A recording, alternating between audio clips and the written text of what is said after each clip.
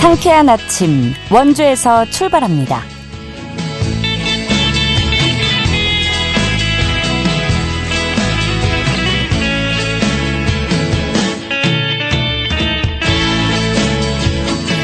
여러분 안녕하십니까? 6월 9일 월요일 KBS 원주방송국에서 보내드리는 상쾌한 아침, 원주에서 출발합니다. 저는 진행의 이은주입니다.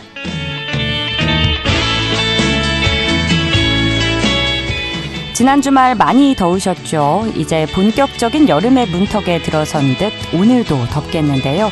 아침 기온 18도 안팎으로 출발하고 있습니다. 아직까지 하늘에 구름 많지만 오후부터 하늘이 맑게 개면서 뜨거운 볕 아래 낮 최고 기온 30도 안팎까지 오르겠습니다.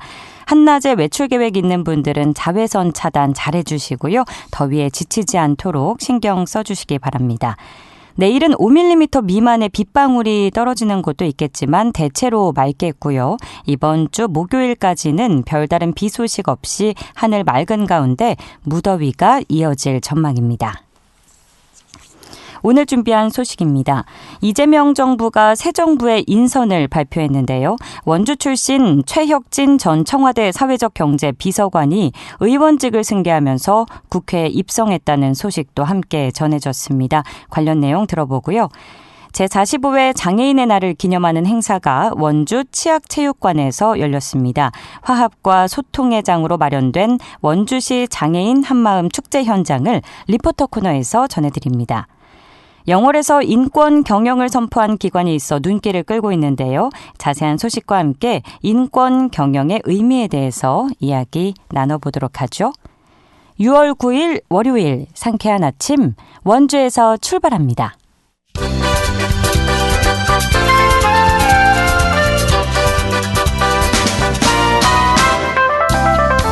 오늘의 뉴스입니다. 최근 원주에서 기관을 사칭한 노쇼 사기가 기승을 부리고 있습니다.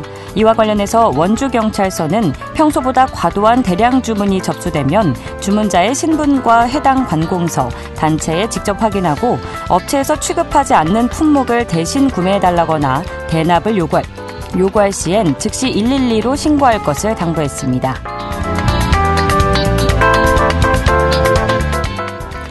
횡성군이 감염병 취약계층을 대상으로 오는 10월까지 약 5개월간 방역소독 활동에 나섭니다. 주거 환경이 열악하고 감염병에 노출되기 쉬운 150가구를 대상으로 실내외 방역소독을 실시해 안전한 주거 환경을 조성하고 감염병 확산을 사전에 차단한다는 방침인데요. 횡성군은 방역 인력을 보강하기 위해 방역소독 전담 인력 2명을 신규 채용하고 지역 내 5개 방역소독 전문 업체와 협력해 가구별 맞춤형 방역을 실시할 예정입니다.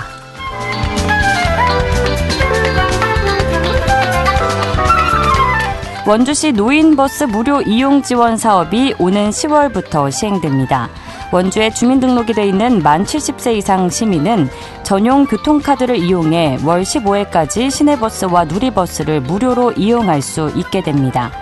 원주시는 오는 6월 16일부터 7월 31일까지를 전용 교통카드 집중 신청 기간으로 정하고 출생연도 끝자리 요일제를 운영한다고 밝혔습니다. 오늘의 뉴스였습니다.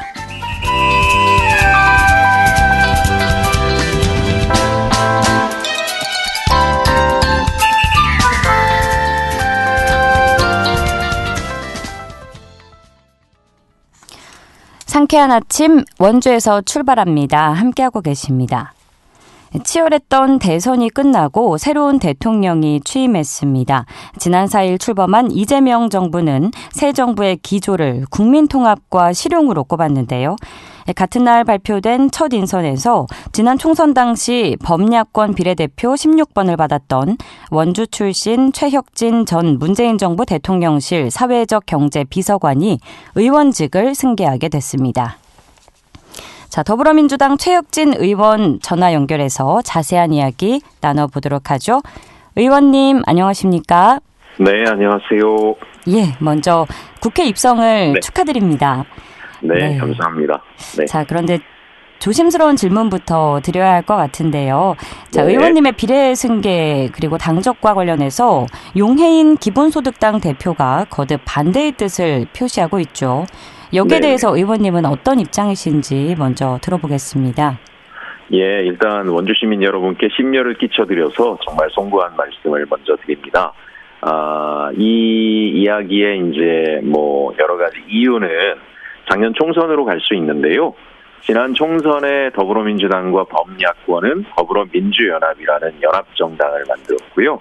원주 시민분들께서도 잘 아시겠지만 그 연합정당을 만드는데 제가 중요한 역할들을 했습니다. 그때 당시에 기본소득당이 포함되어 있던 새진보연합이라는 정치연합 플랫폼이 있었는데요. 저는 그곳에 공천을 받아서 더불어민주연합에 결합을 했습니다. 그런데 이제 후순번을 받아가지고 아깝게 낙선을 했고요.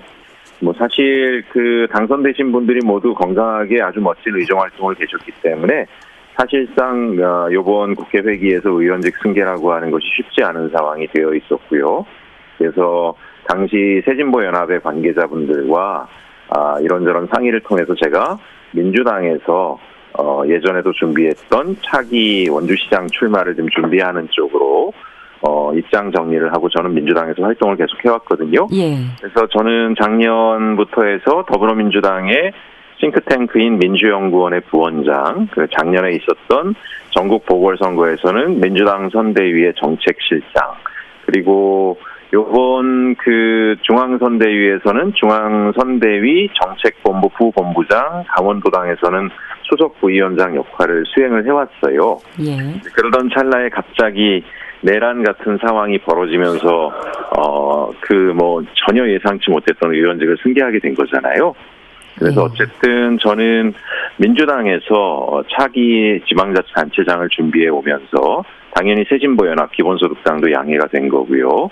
그렇게 하면서 여기까지 민주당 안에서 인정을 받고 또 많은 기여를 했는데 이제 와서 갑자기 의원이 됐다고 제가 민주당을 떠나는 것은 민주당에 대한 도의가 아니고 신의를 저버리는 일이다라고 판단해서 그렇게 입장을 했는데 용해인 의원께서는 좀 많이 섭섭하신 면이 있는 것 같은데요. 하여간 제가 좋은 의정활동으로 이런 문제들을 잘 해결해 가도록 하겠습니다. 예, 입장을 전해주셨고요. 어쨌든 네. 새로운 정부의 출발과 함께 하시게 됐습니다. 취임 네, 첫날이었죠. 네. 지난 4일 네. 발표된 정부의 인선을 두고 이 통합과 실용을 우선했다는 평가가 나오고 있는데 이번 네. 대선 결과와 잇따른 인선에 대해서 의원님께서는 어떻게 좀 바라보고 계신가요? 예, 일단 우리 이재명 정부는 두 가지 측면을 고려하고 있어요. 우선 우리가 그 비상계엄에 의한 내란 과정에서 겪은 것처럼 민주주의가 심각하게 훼손되면 국가 경제 전반이 상당히 많은 충격을 입게 되고 대외 신인도가 낮아지면서 수출이나 이런 모든 부분이 어려워지게 된다는 것을 보게 됐습니다. 예. 그래서 이번 이재명 정부는 일단 민주주의를 회복하고 내란을 극복해서 대내외적으로 그 경제와 정치가 아주 균형 있게 성장하는 나라라고 하는 신뢰를 얻는 것이 굉장히 중요하다라고 보고 있고요. 예. 1년의 취임 이후의 조치들에서 이제 그런 부분들을 확인하실 수 있을 거예요. 두 번째로는 내란에 가담하지 않은 분들, 또 대한민국의 헌정 질서를 지키고자 해온 합리적인 많은 또 보수층도 있습니다. 중도 보수 진영. 그래서 이런 광범위한 분들이 서로 이제 갈등하거나 배척하지 않고 대한민국의 새로운 성장을 위해서 서로 협력할 수 있는 그런 모습을 좀 만들어 가자라고 하는 게 이재명 대통령의 목표이기도 합니다. 그것이 이제 이번 인사에서 나타나게 된 거죠. 그래서 통상 우리가 이재명 대통령과 아주 가까운 사람들이 주요하게 인선될 것이다라고 생각을 했지만 그렇지 않은 분들 중에도 능력 있는 분들, 지금의 이 위험한 어려운 국면을 넘어서려면 정말 실력이 중요하기 때문에 능력 있고 헌정 질서를 수호해 주신 분이라면 누구든지 문호를 개방해서 함께 일을 하고 변화를 만들어 가겠다라고 하는 의지를 좀 보여주고 있는 겁니다. 예. 그동안 우리 원주에는 두 분의 국회의원이 있었고요. 이번에 의원님도 국회 입성을 하게 되신 건데 원주 네네. 시민뿐 아니라 강원도민 입장에서 굉장히 반가운 일이 아닐까 싶습니다. 의원님께서 생각하시는 시급한 강원도와 원주의 현안은 무엇일지도 말씀 여쭙겠습니다. 사실 우리 원주뿐만이 아니라 강원도는 전체적으로 대한민국 그 전체 성장 과정에서 뒷전인 면이 없지 않았죠. 예를 들면 뭐 원주도 그렇지만 우리 주변 지역에 영월, 정선, 평창이나 태백 같은 또 이제 폐광 지역 부지나 이런 곳들 같은 경우에는 대한민국 산업 발전에 엄청나게 기여를 했지만 환경의 파괴라든가 이런 여러 가지에 대해서 충분한 보상을 받지 못했습니다. 예. 원주도 그 도시 한복판에 군부대들이 있지 않습니까? 예. 대한민국의 국가 안보를 위해서, 국가 방위를 위해서 다양한 군시설이나 이런 것들이 시민의 삶의 질에는 또 불이익을 준 것이 사실입니다. 근데 이제 이재명 그 대통령께서 유세 때도 강원도에 와서 원주 와서 이야기한 것이 특별한 희생에 대해서는 특별한 보상이 뒤따라야 된다라고 이야기를 했는데요. 이 정부가 그 의지를 분명하게 저는 보여줄 것이다라고 확신을 하고 있고요.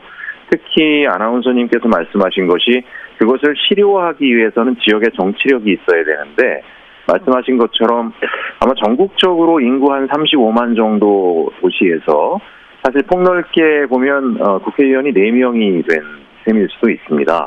왜냐하면 송기현 의원 또 박정아 의원이 기존에 계셨고요. 예, 비례인 백승하 의원도 사실 원주 살고 계시니까 우리 원주의 국회의원이라고 볼 수 있고 네. 이번에 저까지 하게 되면 국회의원이 4명인데 인구 36만 도시에 국회의원이 4명인 도시는 전국적으로 원주밖에 없지 않을까. 저는 여야를 떠나서 이 4명의 국회의원들이 서로 긴밀하게 협력해서 이재명 대통령께서 말씀하신 특별한 그 희생에 특별한 보상이 뒤따르는 것을 구체화하기 위해서 노력을 하겠습니다. 예. 원주 시민으로서의 자부심도 보여주셨는데 네네. 주요 현안들과 관련해서 현 정부에서 내건 공약들이 있다면 또 함께 나눠주실까요?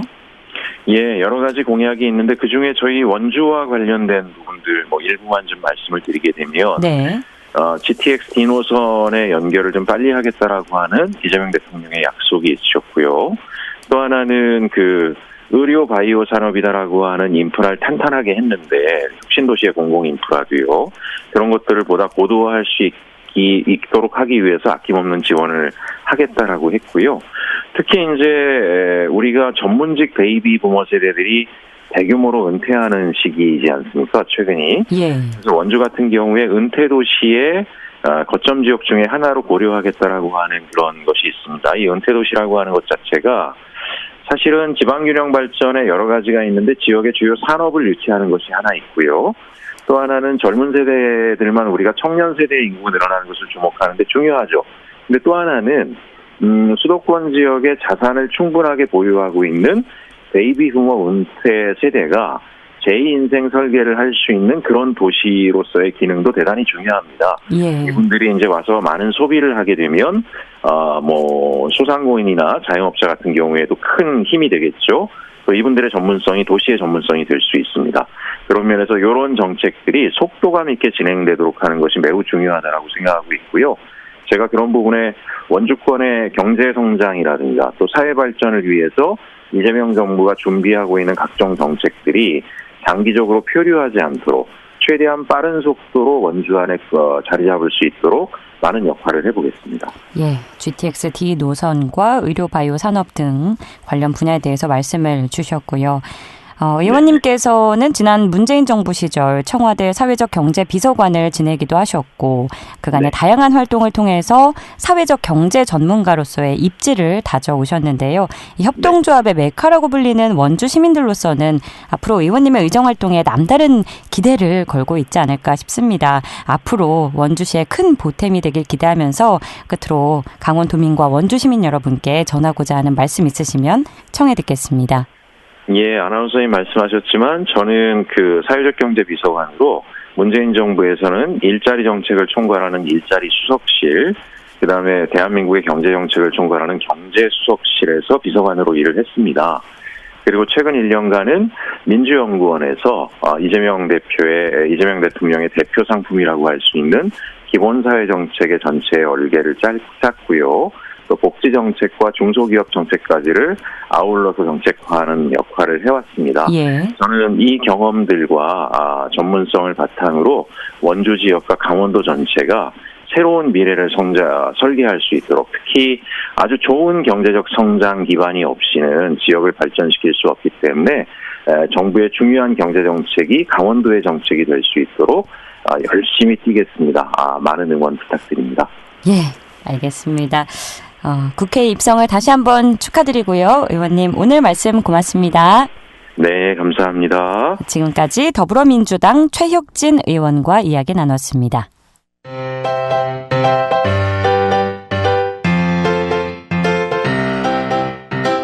KBS 원주방송국이 유튜브 다시 듣기 서비스를 실시합니다.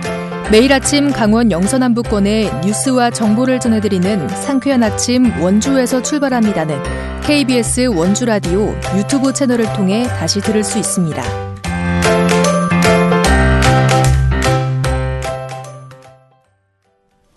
상쾌한 아침 원주에서 출발합니다. 함께하고 계시고요. 지금 시각 8시 46분 지나고 있습니다.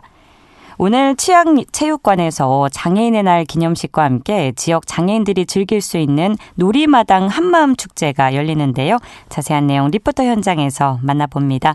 추인혜 리포터 함께합니다. 어서 오세요. 네, 안녕하세요. 네, 오늘 장애인의 날 기념식과 행사가 열린다고요? 네, 원주시와 원주시 장애인 단체 연합회는 장애인의 재활 그리고 장애인과 비장애인이 함께 즐기고 살아갈 수 있는 분위기를 만들기 위해서 매년 장애인의 날 기념 행사를 열고 있는데요. 네. 장애인의 날은 4월 20일로 매년 4월 축제가 진행됐는데 올해는 오늘 6월 9일 축제가 진행됩니다. 1부는 장애인의 날 기념식, 2부는 장애인이 함께 서로 용기를 북돋아주고 화합하면서 복지 증진에 기여할 수 있는 행사인 한마음 축제가 진행되는데요. 이 축제의 특징은 기존의 특정 기관이나 단체 소속 장애인을 위해서 진행되던 행사와 다르게 지역의 장애인이라면 누구나 참여할 수 있다는 점입니다. 또 시각장애인, 지적장애인 등 각 장애인의 특성에 맞춰서 누구나 즐길 수 있도록 체육활동 프로그램이 준비되어 있고요. 소외되어 있는 장애인을 발굴하기 위해서 특히 힘을 썼다고 하는데요. 원주시 장애인 단체연합회 강태욱 사무국장에게 축제 소개 들어봤습니다. 장애인 또 비장애인이 다 함께 즐길 수 있는 함께 살아가는 분위기를 만들려고 하는 게 목적이고 또한 두 번째는 장애인의 날을 기념하는 행사예요. 원주시 모든 장애인들이 너나 할 거 없이 어느 기관이나 어떤 단체에 소속되어 있지 않고 함께 어우러져서 그들의 어떤 용기를 북돋아주고 또 서로 화합하며 복지 증진에 기여하는 데 어떤 목표를 갖고 있습니다. 네. 대부분이 다들 만족도가 좋았습니다. 그래서 올해는 좀 더 뜻깊게 지금까지는 구석구석에 장애인들이 많이 계시는데 우리가 찾아내지 못한 점이 많아요. 그런 분도 다 찾아가서 저희들이 참여하고 이런 행사를 계속 준비하고 오늘도 부지런히 출사 다니면서 함께 그렇게 가자고 많이 격려를 했습니다. 행사가 굉장히 풍성하게 준비된 것 같은데 그럼 구체적으로 어떤 프로그램들이 준비가 됐나요? 네, 행사는 오전 10시 30분부터 시작이 되는데요. 1부는 기념식으로 원주문화재단이 준비한 식전 축하 공연, 비보잉 댄스 공연을 볼 수 있습니다. 그리고 장애인 인권 헌장 낭독, 기념사와 같은 공식적인 순서와 함께 또 지역 장애인 단체가 준비한 무대도 진행이 되는데요. 장애인 장구 공연, 또 장애인 태권도 시범 무대가 진행되고 축제의 분위기를 북돋을 수준급 실력을 갖춘 분들이라고 합니다. 네. 이 기념식이 11시 40분에 끝나면 점심 식사가 이어지는데요. 이 행사를 찾은 장애인분들을 위한 도시락 점심이 준비돼서 축제장을 찾은 분들이라면 누구나 함께 점심 식사를 즐길 수 있고요. 이 점심 식사를 마친 후에 본격적으로 장애인 한마음 축제가 진행이 되는데요. 가수 초청 공연과 웃음 치료를 시작으로 명랑 운동회가 진행됩니다. 이 명랑 운동회는 여러 가지 신체 능력과 집중력 향상을 위해서 색판 뒤집기, 발볼링, 협동 줄다리기를 비롯해서 12개의 프로그램이 준비되어 있는데요. 시각장애인을 위해서는 도우미와 함께하는 돼지몰이 게임이란 프로그램이 준비되어 있고 각 장애인의 신체적 특성을 고려해서 소외되는 이 없이 누구나 축제를 즐길 수 있게 프로그램이 준비됐습니다.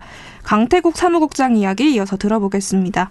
이거 많이 준비되어 있으니까 오시면은 자기가 참여할 수 있는 모든 그 14가지 정도 유형이 있는데 다 참여시킬 수 있습니다. 그래서 모든 분들이 참여하고 또한 그날 상품도 다 돌아갈 수 있도록 준비하고 있어요. 그래, 풍성하게 이제 먹을거리도 많이 준비되어 있어요. 오시면 이제 식전 행사부터 해갖고 식전 행사는 그 우리 문화예술재단에서 이번에 또 협찬을 해요. 우리 친구들이 준비를 많이 했어요. 장애인 인권선언 낭독도 거기 이제 4명이 들어가서 애국가 제창도 우리 장애인 가수분이 부를 거예요. 이제 시각장애인 쪽에서 난타 공연이 있고 장구 공연 한 12명 정도가 지금 열심히 연습하고 있어요. 그날 보시면 아주 와 잘한다. 아 장애인들도 저런 걸 할 수 있구나 라는 걸 볼 수 있을 거예요. 원주 지역 장애인분들이면 누구나 행사장을 방문해서 오늘 준비된 공연과 축제 프로그램 함께 즐겨보실 수 있는 시간이 될 것 같은데 축제 일정도 소개해 주시죠. 네, 바로 오늘 오전 10시 30분부터 치약체육관에서 진행이 되는데요. 공식적인 행사를 마치고 11시 40분부터는 방문객을 위한 점심 식사, 그리고 1시부터는 운동회 프로그램인 장애인 한마음 축제가 진행됩니다. 지역 장애인들이 활기를 나누고 또 좋은 추억을 쌓을 수 있는 시간이 될 것으로 보입니다. 네, 원주시 장애인단체 연합회가 개최하는 장애인 한마음 축제 소식이었습니다. 오늘도 소식 고맙습니다. 추인혜 리포터였습니다. 네, 감사합니다.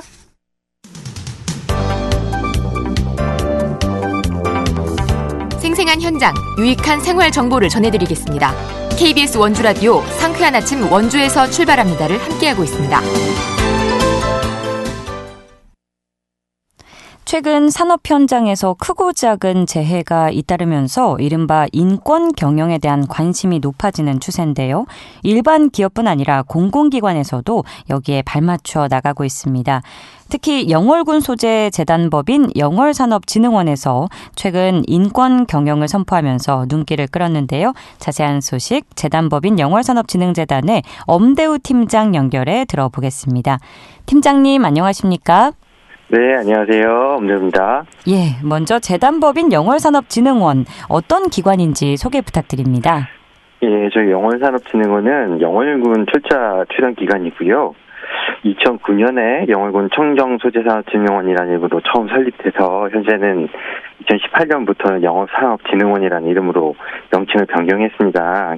주요 기능은 이름으로도 짐작이 되시겠지만 지역의 산업 진흥을 위해서 산학 연관에 유기어진 협력 체계를 구축한다던가 전략 산업의 육성을 하고 연구 개발이라던가 그다음에 지역의 그 기업들을 성장할 수 있도록 돕는 역할들을 하고 있는 기관입니다. 예, 그렇군요. 지난주 재단에서 인권 경영 선포식이 개최가 됐죠. 네, 이날 행사는 인권 중심의 경영 문화를 정착시키기 위해 마련된 것으로 알고 있는데 인권 경영이라는 용어가 좀 다소 생소하게 느껴지는 분들도 계실 것 같습니다. 이 개념에 대해서 먼저 설명을 해 주실까요? 예.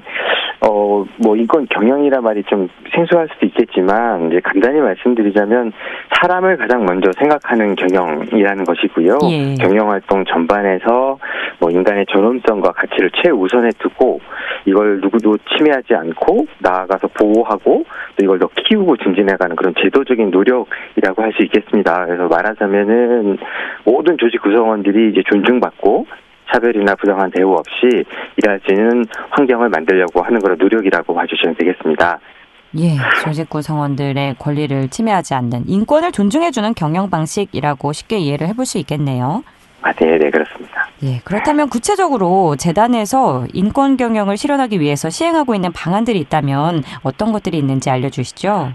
예. 먼저 이번에 말씀 주셨다시피 저희 영월산업진흥원처럼 그 인권 경영 현장을 만들어서 직원들과 함께 이 현장을 선언을 하고 또 그의 실천을 위한 서약을 진행을 했었고요. 저희 진흥원은 그리고 이제 이것을 위한 실현 방안으로 이제 저희가 구체적으로는 조직 내 인권경영위원회를 구성해서 직원들이 인권 침해를 당했을 때 안전하게 신고하고 보호받을 수 있도록 절차를 마련하는 것이라던가 또 전 직원을 대상으로 평소에 정기적으로 인권에 대한 교육을 또 수행할 예정이고요.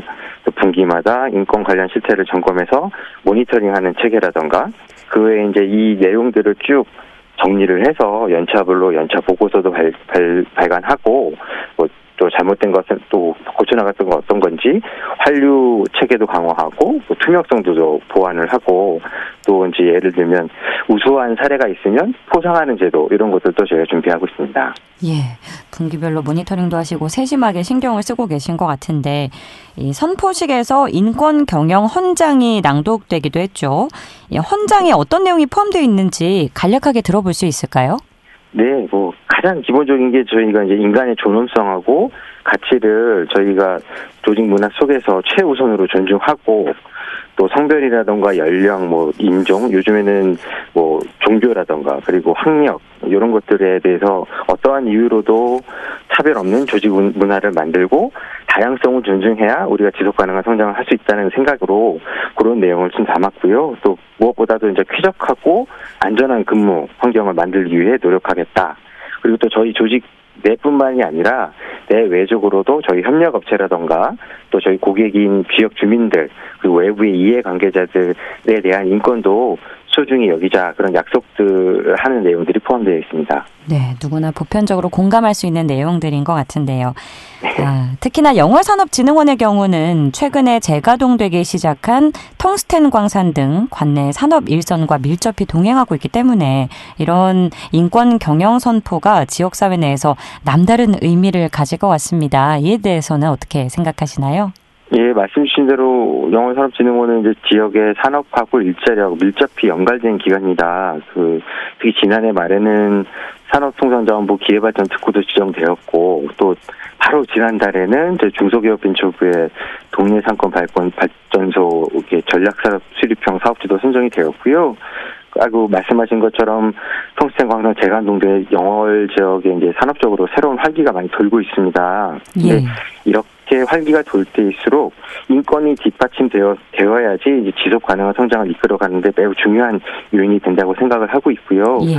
지역의 산업이 발전하면서도 그 산업에 종사하는 구성원 모두가 존중받고 차별받지 않고 안전하고 안전하게 일할 수 있는 환경을 만드는 게 지속 가능한 발전의 핵심이라고 생각해서 저희가 인권 경영 선포를 하게 되었고요.